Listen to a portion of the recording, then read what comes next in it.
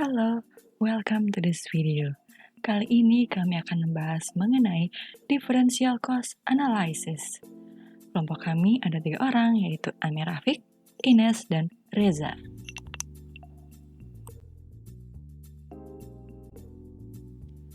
Dalam video ini, kelompok kami akan membahas mengenai 2 topik. Yang pertama yaitu konsep dasar dari differential cost analysis. Yang kedua yaitu praktiknya, salah satunya accepting or refusing order.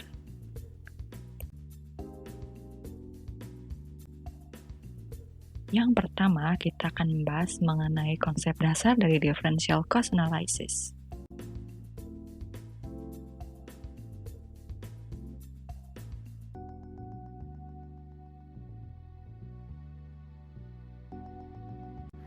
Bagian pertama, konsep differential cost analysis. Differential cost analysis atau disingkat DCA adalah analisis untuk menentukan melakukan suatu proyek atau kegiatan jangka pendek atau dalam waktu kurang dari 1 tahun. Sedangkan marginal revenue adalah revenue diperoleh dari suatu proyek atau kegiatan atau bisa disebut incremental revenue.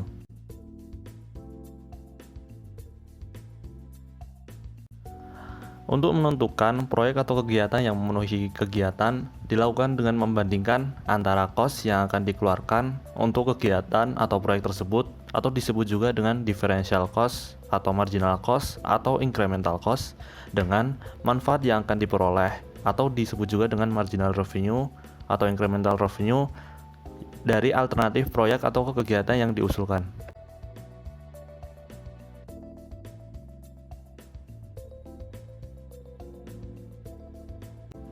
Selanjutnya adalah biaya-biaya yang masuk dalam differential cost atau cost untuk menyelesaikan suatu proyek atau kegiatan. Yang pertama adalah avoidable cost. Cost yang bisa dihindarkan apabila menghentikan suatu proyek atau kegiatan. Yang kedua, ada off-pocket cost, yaitu cost yang bisa dihindarkan apabila menghentikan suatu proyek atau kegiatan. Yang ketiga, variable cost. Yang keempat, opportunity cost, yaitu revenue dari alternatif yang tidak dipilih. Yang kelima, imputed cost atau hypothetical cost. Sebagai contoh, goodwill turun jika mencemari lingkungan.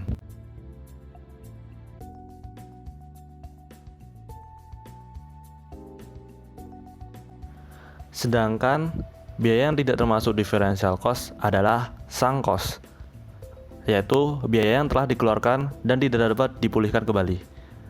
Tidak termasuk differential cost karena tidak bisa di-recover, contoh cost mesin, atau allocated fixed cost karena tidak dipengaruhi oleh keputusan yang diambil, contoh depresiasi gedung, karena tidak relevan dengan keputusan jangka pendek. Selanjutnya adalah manfaat dari differential cost analysis. Yang pertama, digunakan untuk menerima atau menolak suatu order dengan memilih order yang incremental revenue-nya lebih besar daripada differential cost, maka order itu diterima. Lalu manfaat kedua adalah untuk memilih alternatif keputusan keuangan, yang mana yang dipilih adalah differential cost yang terkecil. Tidak hanya digunakan oleh sektor privat, organisasi sektor publik juga menggunakan analisis biaya diferensial dalam pengambilan keputusan. Contoh, dalam memilih sewa atau beli printer kantor, memilih jasa kurir, atau menggunakan ekspedisi untuk layanan persuratan. Lalu agar lebih paham mengenai konsep dasar dari differential cost analysis, yuk kita coba lihat praktiknya, salah satunya yaitu accepting or refusing order.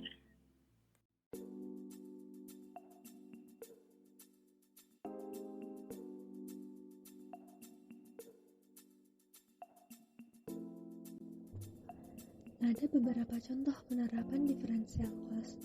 Di sini, yang akan kita bahas adalah accepting or refusing customer orders. Dalam hal ini, kita berbicara tentang apakah kita akan menerima atau menolak order dari suatu pelanggan, di mana tambahan pesanan akan menguntungkan selama tambahan pendapatan melebihi biaya diferensial untuk memproduksi dan menjual output tambahan tersebut. Secara singkat, apabila total revenue lebih dari total cost, maka pesanan akan diterima karena menghasilkan profit. Sedangkan Apabila total revenue kurang dari total cost, maka pesanan sebaiknya ditolak karena dapat merugikan. Berikut ini kita akan bahas perhitungannya dalam contoh soal. Diketahui, suatu pabrik memiliki kapasitas produksi sebesar 100.000 unit, tetapi kapasitas normalnya hanyalah 80.000 unit. Variable cost sebesar $5 per unit dan total fixed cost sebesar $100.000. Dalam memecahkan masalah ini, kapasitas yang digunakan adalah kapasitas normal, yaitu sebesar 80.000 unit. Untuk mencari besarnya diferensial cost dapat dilakukan dengan cara berikut. Dalam produksi satu unit, dibutuhkan total cost $100.005 yang terdiri dari $5 variable cost dan $100.000 fixed cost. Sedangkan dalam produksi 80.000 unit, dibutuhkan total cost $500.000 yang terdiri dari $400.000 variable cost, yaitu $5 dikalikan 80.000 unit dan $100.000 fixed cost.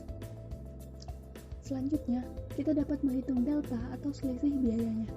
Selisih variable cost adalah $399.995, yaitu $400.000 dikurangi $5. Sedangkan fixed cost-nya adalah tetap. Sehingga selisih total cost-nya adalah sebesar variable cost, yaitu $399.995. Selanjutnya, kita dapat menghitung diferensial dari membagi selisih total cost dengan selisih kuantitas produksi, yaitu 399.995 dibagi dengan 79.999 unit, dan didapatkan hasil yaitu $5 per unit. Di sini dapat disimpulkan bahwa dalam pembahasan differential cost analysis hanya variable cost yang relevan. Fixed cost bukanlah biaya yang relevan untuk mengambil keputusan, karena biayanya akan dikeluarkan dengan jumlah yang sama untuk produksi satu unit maupun sebanyak kapasitas normalnya.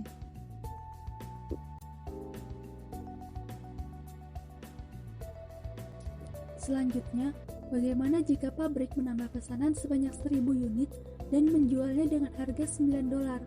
Apakah pesanan ini akan diterima? Dalam kasus tersebut, karena kapasitas produksi maksimal pabrik adalah sebesar 100.000 unit, sedangkan apabila pabrik menambah 1.000 unit, maka unit yang diproduksi menjadi 81.000 unit, sehingga besarnya total fixed cost tidak berubah karena masih dalam range kapasitas maksimal. Untuk mencari besarnya differential cost dapat dilakukan dengan cara berikut. Dalam produksi 80.000 unit, dibutuhkan total cost $500.000 yang terdiri dari $400.000 variable cost dan $100.000 fixed cost. Sedangkan dalam produksi 81.000 unit, dibutuhkan total cost $505.000 yang terdiri dari $405.000 variable cost, yaitu $5 dikalikan 81.000 unit dan $100.000 fixed cost. Selanjutnya kita dapat menghitung delta atau selisih biayanya. Selisih adalah $5.000, yaitu $405.000 dikurangi $400.000. Sedangkan fixed cost-nya adalah tetap. Sehingga selisih total cost-nya adalah sebesar selisih variable cost, yaitu $5.000. Selanjutnya, kita dapat menghitung differential cost per unit dari membagi selisih total cost dengan selisih kuantitas produksi, yaitu $5.000 dibagi dengan 1.000 unit, dan didapatkan hasil yang sama, yaitu $5 per unit.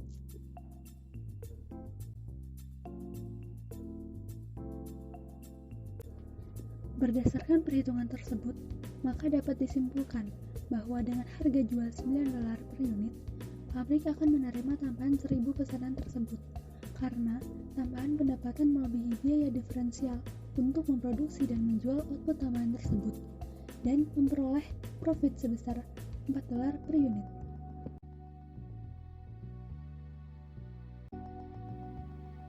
Terima kasih. Semoga penjelasannya bisa dimengerti ya.